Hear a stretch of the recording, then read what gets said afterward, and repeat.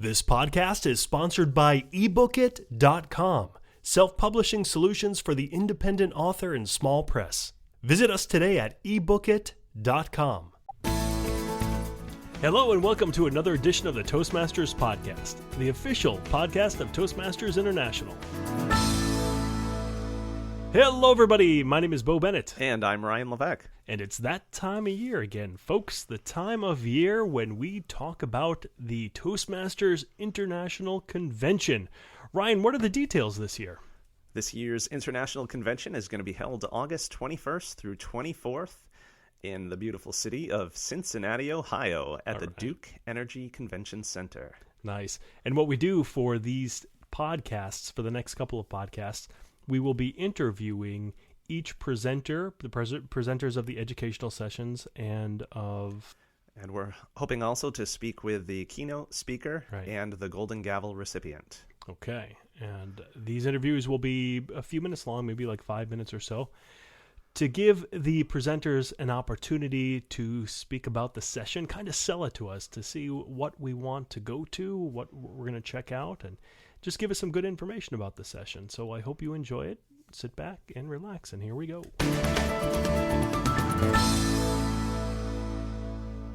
And joining us now from Nashville, Tennessee, is speaker, author, and entrepreneur Sam Davidson. Sam Davidson, welcome to the Toastmasters Podcast. Welcome, Sam. Hey, thanks for having me. It's always a pleasure. All right, Sam. Now, we're going to be talking in a moment here about your session at the International Convention. What's your cannonball, leading for maximum impact? But first, could you give us a little bit more of background and insight into who is Sam Davidson? Absolutely. For the last 7 years, I've been president and co-founder of Cool People Care, and we're an organization who raises money for different causes around the world, mainly through our line of charitable T-shirts. And so that's given me my entrepreneurial background, which has given me a chance to speak a lot about that topic, making a difference, changing the world, and leadership as well. Very good, very good. Now, I keep trying to figure out how this cannonball is going to fit into your session, Sam. So what's that all about? What's your cannonball? We're not, unless people want to, we're not planning on going to the pool together and jumping off the diving board. But yeah, the point of departure for my talk are these two different meanings of the word cannonball. And one is artillery, kind of old school artillery that's very pointed, takes a lot of time, has a deep impact. And the other is the more playful one that we might be familiar with. And when you were a kid or maybe an adult, you went to the pool and did a cannonball and got a lot of people wet, but that impact didn't quite last as long. And so kind of one way I talk about leadership is through the idea of impact. And so is your focus as a leader to impact a few people for a very long time in a deep way, or to kind of get your cause and message out to as many as possible and then see what sticks? All right, cool. And so how are you going to convey this message? Knock jokes, or what you got up your sleeve? I usually don't rely on knock jokes, but I tend to be a storyteller, and so I tell a lot of personal stories. I definitely have one related to this cannonball idea from college that a friend of mine did. I was there. I wasn't the one jumping off the diving board, but in my session, I'll definitely be telling stories related to impact and what does that look like for us as individuals, as those of us who might be leading clubs, but those of us who also have leadership positions elsewhere in life, in our companies and in our communities. Hey, Sam, do you have any stories about knock jokes? Don't have any stories about knock jokes. I have a 3-year-old daughter, and so she's not quite into the knock jokes yet, but I know that's coming down the pipeline, so I'm going to have to sit through a lot of probably terrible ones very soon, although I don't know that I've really heard a great one yet. I don't think there are any great ones. Yeah. So, Sam, what's your dream for members who attend your session when they go back to their clubs and their districts? How do you hope they will be approaching leadership differently after attending your session? Yeah, I would love for them to be able to measure their own impact when it comes to leadership in a little bit different way. And so instead of just looking purely at numbers, or a lot of times in our lives we look at impact in terms of dollars, that they can actually look at it in terms of people and depth of impact. And so I think in an organization like Toastmasters, the idea of cultivating future leaders, of having an impact long after you're gone, is very, very important. So we're really going to focus in on that. How can they, as a leader, develop future leaders who are going to come after them? Wonderful. Sam, before when we were speaking, you told me you're from Tennessee, or we're speaking to you. You're in Tennessee now. You're not originally from Tennessee, are you? I was born in Florida, but I've lived here most of my life. And when I speak at a lot of college campuses, especially. And I get that a lot. People say, "Oh, you must have just moved there." But I've worked hard to keep the Southern accent off, kind of like how people work hard to keep off that extra 15 pounds. I'm not ashamed of a Southern accent. It's just something that I found I kind of steer clear from a little bit and try to be a little geographically neutral. Let's say. Gotcha. Very interesting. Very good. It sounds like a very good session, Sam. I appreciate it, and we look forward to possibly seeing you there at the Toastmasters Convention in 2013. Absolutely. We'd love to see a lot of folks there. It'll be a great time there in Cincinnati. All right. And Sam, when exactly is your session? Yeah, I'll be speaking on Friday, August 23rd at 1 p.m. Very good. Perfect. Fantastic. Thanks for joining us, Sam. Thanks, Sam. Hey, thanks for having me. Bye-bye. And joining us now is distinguished Toastmaster and accredited speaker Conor Cunneen. Conor is a speaker, educator, author, raconteur, and humorist from Chicago, Illinois. Conor Cunneen, welcome to the Toastmasters podcast. Hey, Ryan and Bo, good to be talking to you guys. So, Conor, I used several words to describe you there, but I want to ask, raconteur. Tell us, what does it mean to be a raconteur? Well, a raconteur is basically a storyteller and a person who gets across their messages via good content, storytelling, and imagery. And the Irish, I think, are pretty famous for their storytelling ability. Sometimes people say it's BS, but that stands for brilliant stories, by the way. Okay. So I understand your session title is The Gift of Gab for Toastmasters, and observant readers will notice, if they look at the agenda, that GAB is in fact an acronym. So what exactly does GAB stand for in the context of your session? Right. Well, as you probably are aware, the Irish are famous for the gift of gab. But the GAB I want to speak about at the Toastmasters Convention is GAB as an acronym for goals, attitudes, behavior. And how if you adapt this concept of goals, attitudes, and behavior in your business life, in your Toastmasters life, personal or professional, it will help you to effectively create what I say is a top of the morning experience and have people wanting to work with you and being productive with you. And ultimately, you get good results because you are living the gift of GAB, goals, attitudes, behavior. Is your session on the communication or leadership track? It sounds like it could cover a bit of both. That is a very good question, Bo.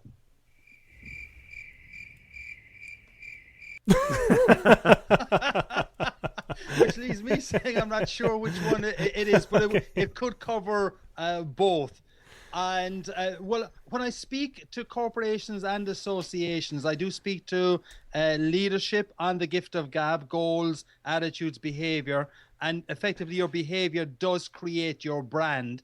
So I can bring in marketing and leadership into that.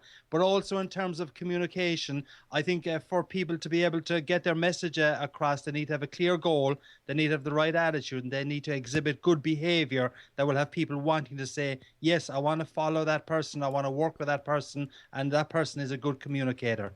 That makes sense. All right. That's unusual for me, mind you, but I'm sure. Now, Conor, I don't want you to give away the whole list of ingredients to your secret sauce here, but one of the bullet points on your session that particularly piqued my interest is the question to ask when things go wrong. And I'd love to hear a little bit about that, if you might expand on that for us. Right. Well, my first response is when things go wrong, the question I ask is, what the heck happened?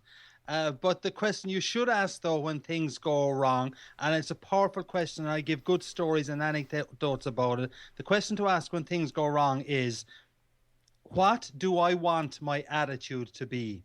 What do I want my attitude to be? And Ryan and Bo, you know, and all of our listeners know that things go wrong every single day for people. Maybe you might just stub your toe, hit your finger with a hammer or something like that, spill a cup of coffee or something more serious. But we all hit speed bumps and we all hit potholes. And if you can ask yourself the question, what do I want my attitude to be? When you ask that question, I don't think you say, I want to be angry, I want to be annoyed. When you ask yourself the question, what do I want my attitude to be? You answer it by saying, well, I don't want to be angry. I don't want to be annoyed. And when you answer it that way, I think you make some effort not to be angry and not to be annoyed. And I've got some very humorous stories and anecdotes that where I've used that question, and it's helped me a lot over my time here in the United States and out back in Ireland as well. Right. I get a funny story about that too. One time we asked this guy a question, and he didn't give us an answer right away, and there was a big, long moment of silence. So you said, what the heck is going on here? No, I said... Or what do I want my attitude to be? Exactly, Yes. that's what I said. And I said, you know what, I'm going to have a great attitude about this, and I am going to laugh, and we did. Right, yeah. I mean, it is a powerful question. Now, I've got some, as I say, very humorous stories in relation to. One of them includes being stopped by, as I say, one of Illinois' finest, which you could appreciate, one of the cops in the area. Sure. But also, I mean, just in the last few weeks, we had a lot of flooding here in the Naperville, Illinois area, and our basement got 5-6 inches of water. And as I was clearing out the basement, I was consistently saying to myself, what do I want my attitude to be? And basically I said, these things happen. I don't want to be upset or annoyed about it. And I just kept working away at it, and the same with my wife. And it's a question that will really help people in Toastmasters when they get robbed in competition, because every Toastmaster gets robbed in a competition. And it helps Toastmasters when they're trying to go for their final speech, or when they're trying to grow numbers in a club, because if the club has the right attitude, you'll get people to come into that club. Right. Very good. Well, it sounds like great content that you've got in store for our attendees here, Conor, and if nothing else, to sit there through your session and listen to that wonderful Irish accent. Right. Well, I do joke sometimes that I come from New Jersey, but no one actually believes that anymore. Right. Although one or two people have said to me, are you serious? But basically what I try to do, Bo and Ryan, is I try to provide good content with good storytelling, a lot of humor in it. And I think if you can bring humor to your messaging, people will feel better. And when they feel better, they're going to remember better what you said as well. Our thoughts exactly. Very good, Conor. And when are you going to be sharing the gift of gab? The gift of gab, I audience? will be speaking on the Friday afternoon of the Toastmasters International Convention at 3 p.m. And I look forward to everyone being there. I promise them good lessons, and I promise that they'll be leaving with a smile in their face and a spring in their step, knowing that the gift of gab will help them create a top of the morning club experience, personal and business experience. What more can you ask for? I could ask for a pint of Guinness as well, but I'm sure you guys aren't going to give me that. Hear, hear. All right. Thanks so much, Conor. Nice speaking Thanks with a you. lot, guys. Take care and keep up the great work. I enjoy your podcasts. All right, thank you. You Thank take you. care. Cheers. Bye. Bye. Bye.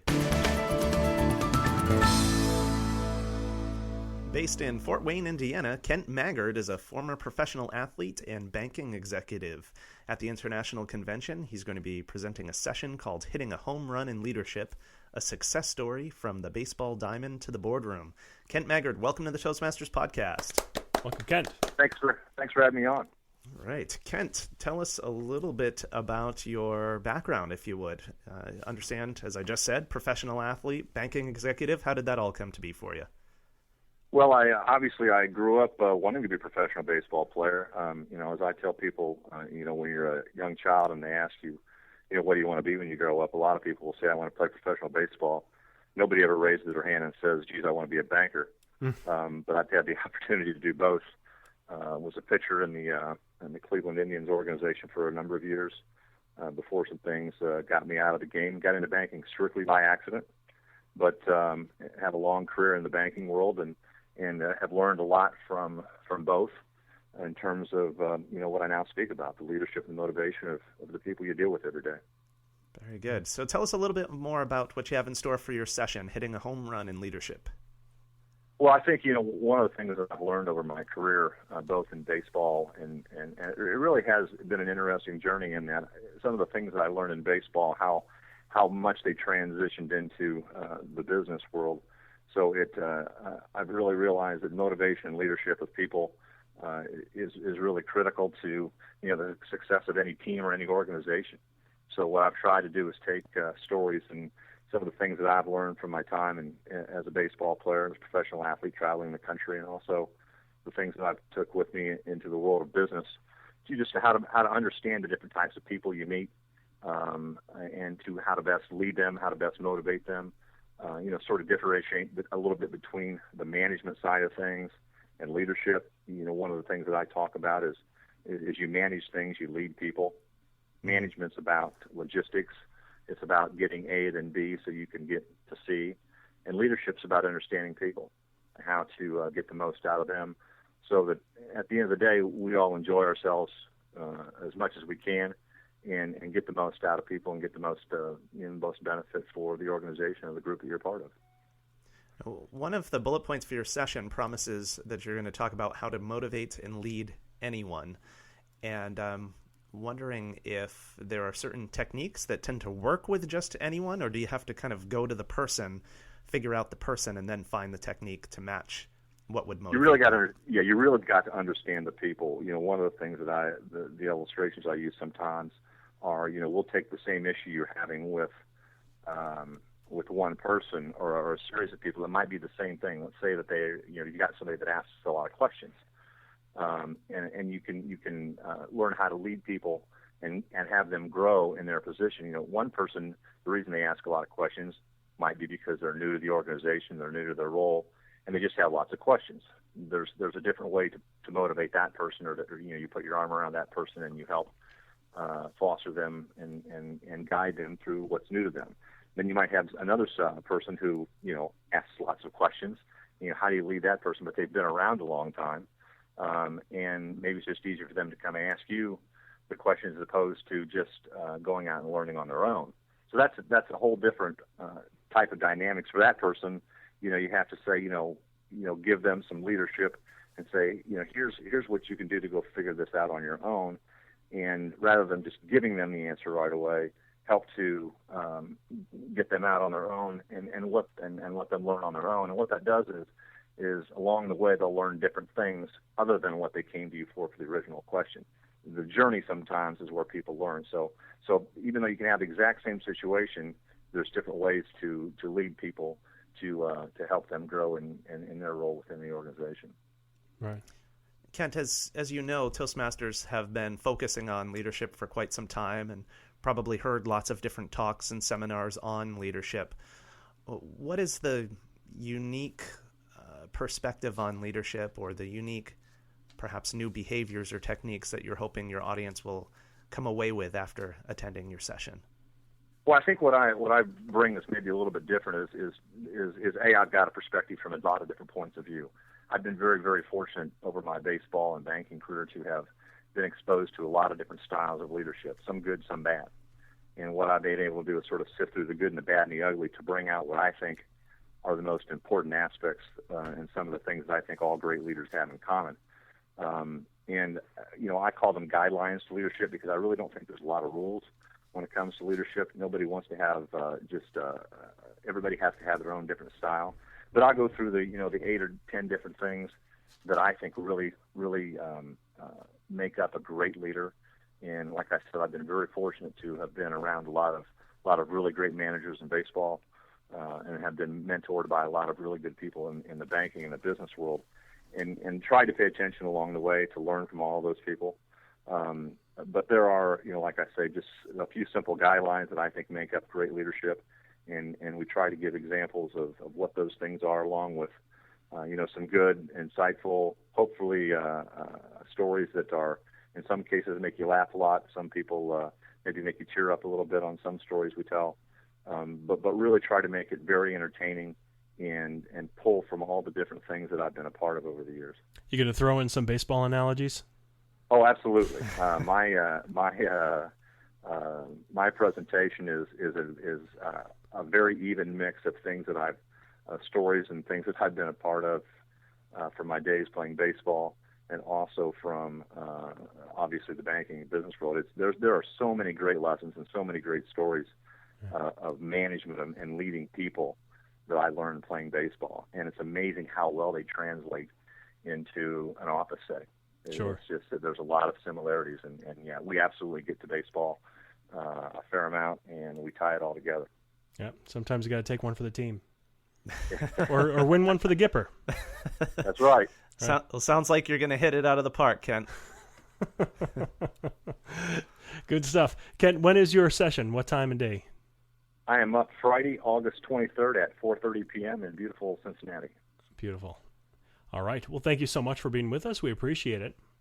And you take care. Well, I appreciate you guys' time. Thanks for everything. We're looking forward to seeing everybody in Cincinnati. All right. Great. Bye-bye. Thanks a lot, Kent. Thank you. Roger Love, one of the world's leading authorities on voice, will deliver the keynote presentation during the opening ceremonies. He has written 3 top-selling books, created numerous audio programs, appeared as a regular on 3 major network television shows, and served as voice coach for the stars of the mega-hit television show Glee.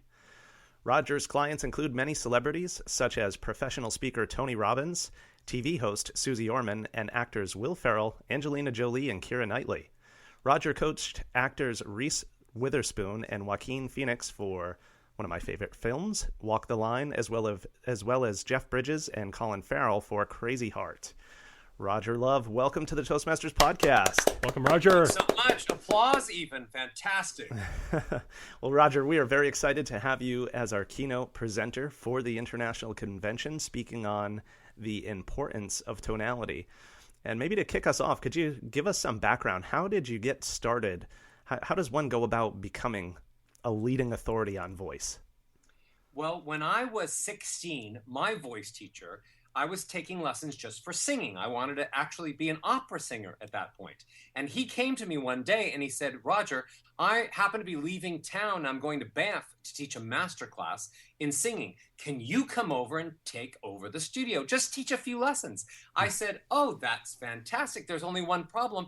I don't know how to teach. I only know how to be a good student. And he said, oh, don't worry about that. So I just show up after school. I'm 16 years old. My first day, I have Brian Wilson of the Beach Boys, the Jacksons, Earth, Wind & Fire, The Fifth Dimension, Bette Midler, Luther Vandross, Stevie Wonder. Every single star that was on the radio, one by one, started coming in.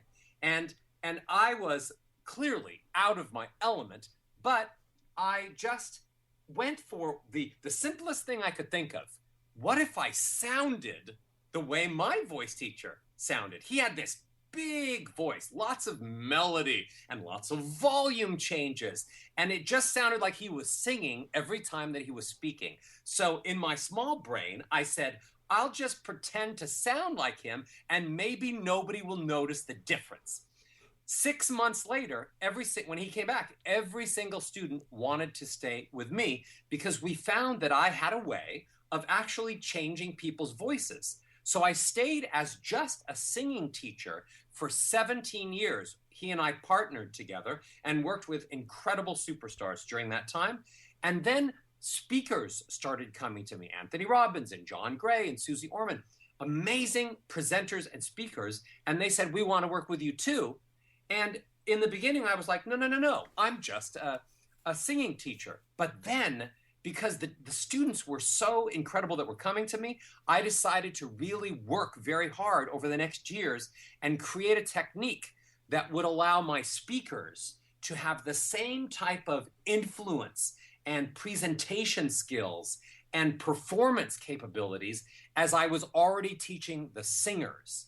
And when I started doing that, and over the years since I've been doing that, it's been many, many years, I realized there's no difference between singing and speaking. And when a singer gets up on stage, they have incredible influence over their audiences. So why shouldn't a speaker have the same tools to do just that? Mm-hmm. Well, I imagine you must often hear from non-musical audiences, but I can't sing, so how can I possibly add singing into my speaking? And I say that when you sing, you are using melody. So there's notes that are down here and notes that are up there. You're using volume changes because sometimes the song makes you loud and get up and dance. And sometimes the song is soft and makes you remember the first time your heart was broken. And there are tempo changes. Sometimes you're singing fast and sometimes you're singing slow. And sometimes you're singing high and sometimes you're singing low.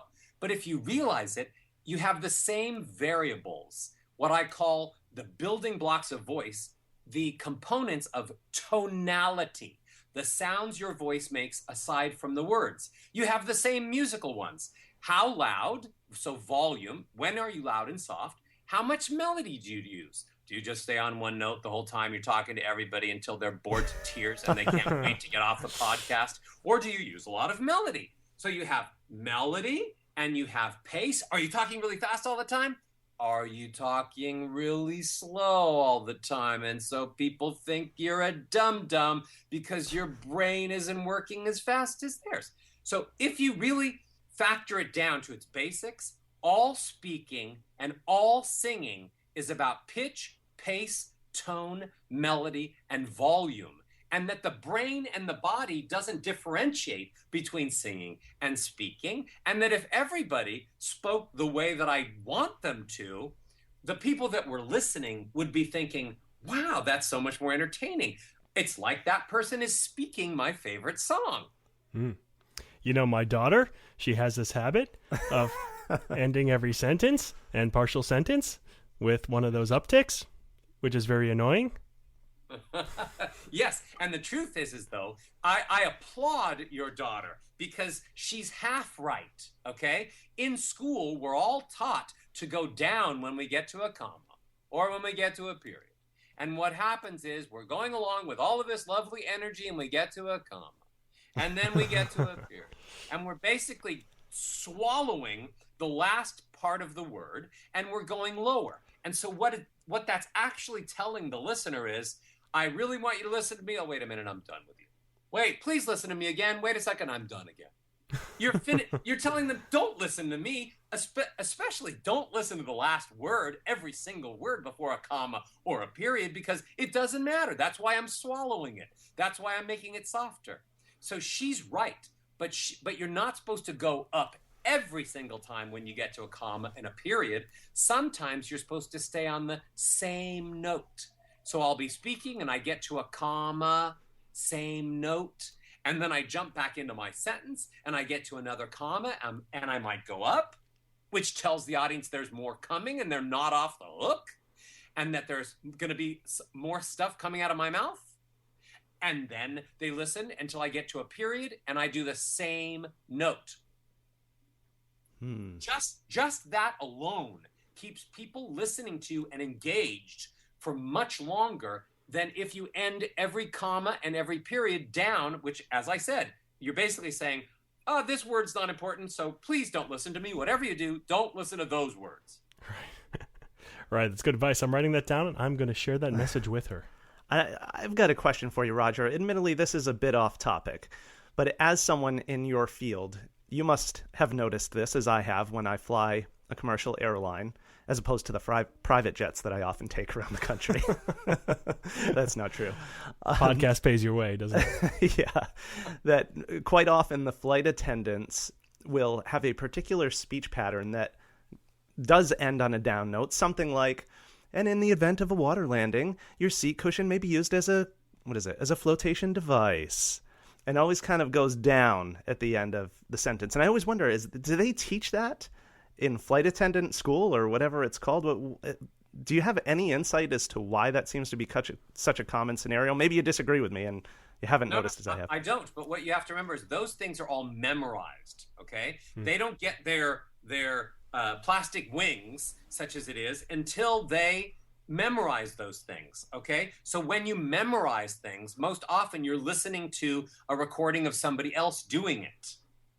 And you memorize their inflections the same way when I listen to Sting sing a song and then suddenly I'm singing it and I'm singing it exactly the way that Sting did it. Right. So a lot of the times in committing it to memorization, they're learning bad habits, either going up too much or going down too much. And, they're subject to whoever they were listening to. But the bottom line is this little melody, which we're talking about going up or staying on the same note, melody is just one key. My whole feeling is that speakers have focused so much on content that if I have the right words to say, then I will be able to deliver an amazing speech and keep my audiences hanging on every word. But the truth is that there is so much evidence since the 60s, and even last week, Wall Street Journal came out with an amazing new article.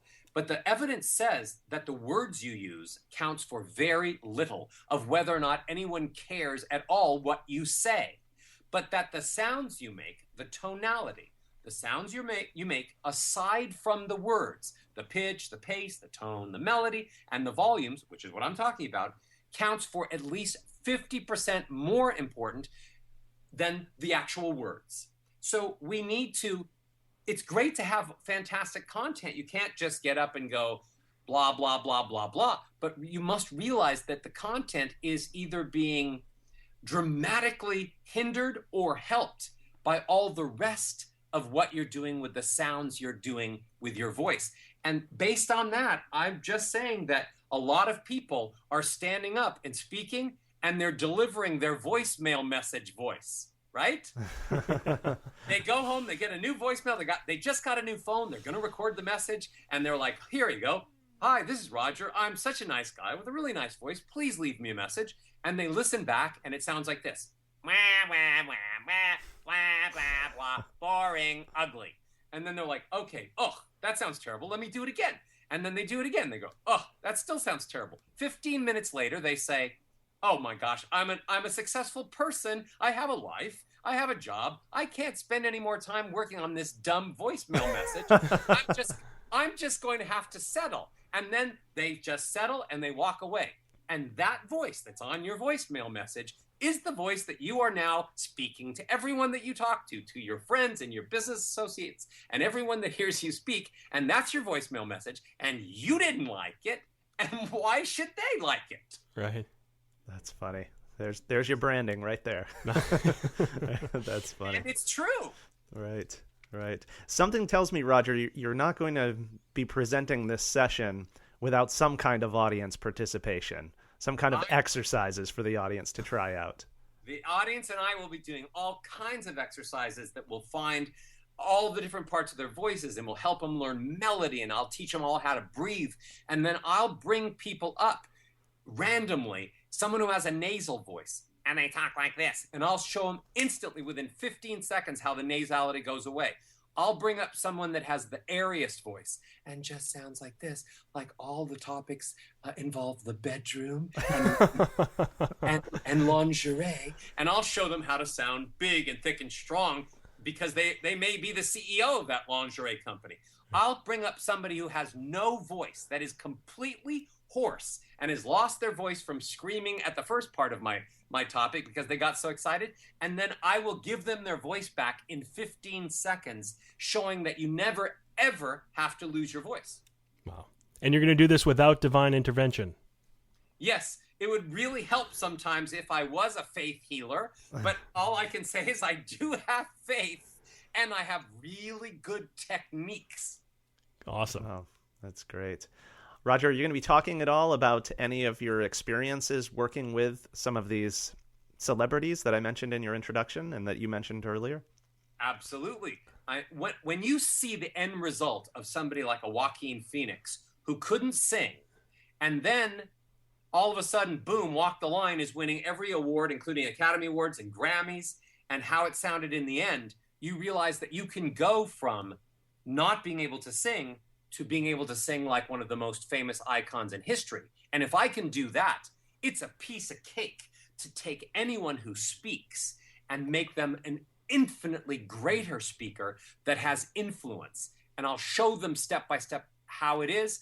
And yeah, I'm always working on amazing projects. I've got a new movie coming out with Keira Knightley and Mark Ruffalo and Adam Levine, and I'm working on a new ABC TV show. And I always share practical applications of people that they already know who they are and what they sound like, so we can get a frame of reference. And the bottom line is my goal for that day, aside from just wanting everyone to learn things they've never heard before and have the most fun that they can have while they're learning it, is for them to realize, for every single person in the audience to realize that they are leaving money on the table by not finding their voice. That if they never find their voice, what's it going to do impactfully to their lives? How negative is it going to be if they never find the voice that really gets the public's attention? It's going to be horrible for their own lives. And then how many thousands and millions of people out there that don't get to hear their messages if they don't find the voice. You understand? So it's not only impacting you if you can't find your voice, it's impacting your ability to get your message, your content, your desires, your belief, your passions out to millions of other people. So I just want to make it so that people understand how easy it is to take all the best things that they know and that they are, and to find a voice that delivers that to one person or millions of people. I'm sold. Where do I sign up?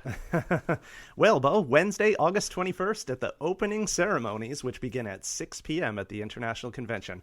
Roger, I think the Toastmasters attendees are in for a real treat with your presentation. I agree. Thank you so much for being with us. We appreciate it. My pleasure. I'll talk to you guys soon. All Bye-bye. right, thanks, Roger. And joining us now is Ed Tate. Ed Tate is an international keynote speaker, trainer, author, and entrepreneur, and he is also the 2000 World Champion of Public Speaking. Ed Tate, welcome to the Toastmasters Podcast. Welcome, Ed. Thank you. Welcome. I'm happy to be here. Great to have you with us. So, Ed, you're going to be presenting a session at the international convention called The Story Finder. Could you tell us a little bit about what you have in store for our audience? This is my number one program in the world for my professional clients. For example, I've had several thousand executives at Johnson & Johnson, the pharmaceutical company, go through this program. Every executive at Hallmark Cards go through this program. I just got a contract with Nielsen Ratings. And basically what I teach people how to do is find a story with a message or a lesson literally in about 10 minutes or so, using one of 3 different storytelling methodologies, etc. It's a fun program. It's an interactive program. And as I mentioned earlier, it is my most popular program in the world. And here's a big promise I make for every single attendee. And it doesn't matter if you have content or not, but every person who leaves my session will walk away with the seeds of a story they've never told before with a significant message or a lesson. So that's a guarantee I make for every single attendee. That's pretty big promise to make. Do you ever get requests for refunds? Never, not once. All right, I didn't think so. And probably the biggest thing about this program is I don't want people walking away impressed with me. Mm-hmm. I want them walking away impressed with themselves. And that's the thing I really enjoy about this program. I am not the star of this program. The audience is. And the way we have this set up and arranged is I will tell a story, and I haven't decided which story. I'm actually rehearsing a new one right now. But I'm going to have the audience analyze the story, and then I'm going to have them tell me what the elements of that story that made it successful. And then from there, I will share with them, again, one of 3 different storytelling models. And using one of those models, they'll actually create a brand new story, something that's taken place in their life that they've never shared the story with before. Now, here are the rules. The rules are this. We have Toastmasters, and everyone has pocket stories, or they've had stories they've told at table topics. I want them to tell a brand new story they've never told in any setting whatsoever, something that's maybe happened just in the past several weeks. I want to prove to them that, A, stories are everywhere, and you can not only are stories everywhere, but there's a significant message or lesson that can be found from those stories. And this implies even if you're an average guy with an average job and an average family, drive an average car. Mm-hmm. It doesn't, here's something that's counterintuitive about storytelling. The more common the story, the better it relates to audiences. I could see that. The more dramatic. For example, most people can't relate to me winning the World Championship of Public Speaking. 9-month contest, anywhere from 20 to 30,000 contestants. I win the whole thing. Most people can't relate to that. What they say is, "Oh, well, that's great for you. You must be special." Well, as a motivational speaker, you don't want to be special. You want to be similar. However, what I teach people right away is the more common a story, the more, like you said, like ordinary car, etc., the everyday things in our lives, those are the stories that, A, they connect very well, and they have significant messages. So what you're saying, Ed, is you put on your pants one leg at a time, just like all of us, but you do it with a world-class trophy in the background. Pretty much, that's the deal. Yeah. I have a piece of lucite. That's the only thing that separates me and you. Now, Ed, one of the other bullet points on your session here is you're going to help the audience re-examine existing material and re-energize it. So whereas before you said you're going to have us tell a story that we've never told before, it sounds like you're also going to have us take some of these techniques and apply them to perhaps some of our standard stories. Can you tell us a little bit more about how that works? Sure. Patricia Fripp, who is in the Speaking Hall of Fame. She's the first female president of the National Speakers Association, and she's also been on Toastmasters National Stage. I believe she's actually given a couple of keynotes on the big stage. And she says that sameness, S-A-M-E-N-E-S-S, sameness is the enemy of any speaker or presenter. I'm going to share with people about a half a dozen different techniques as to how to breathe life into your existing material, etc. I want you to examine your existing stories, presentations, whatever they may be. And we're just going to use some different tools. Obviously, one tool is stories. Another tool is using metaphors, analogies, startling statistics, etc. Anything, these are different types of tools that help you breathe life into existing presentations. I'm coaching an executive of a Fortune 500 company right now.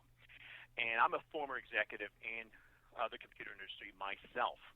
And again, the thing that makes most presentations boring is sameness, and that is presenting your information the same, talking the same, or it's either presenting data, what I call a data dump, or a PowerPoint parade. That is one mind-numbing slide after another.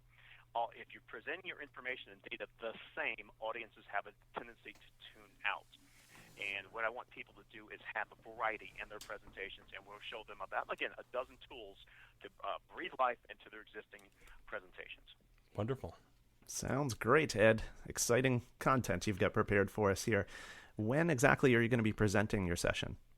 It's going to be on Thursday, August 22nd at 1 p.m. Eastern Time in Cincinnati, Ohio. Great. All right, Ed. Thank you so much. Thank you. We appreciate it.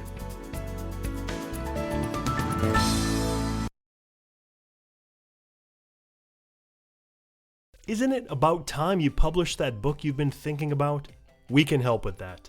At ebookit.com, we've been providing authors and small presses with ebook publishing services since 2010. Visit us today at ebookit.com and let us know how we can help you.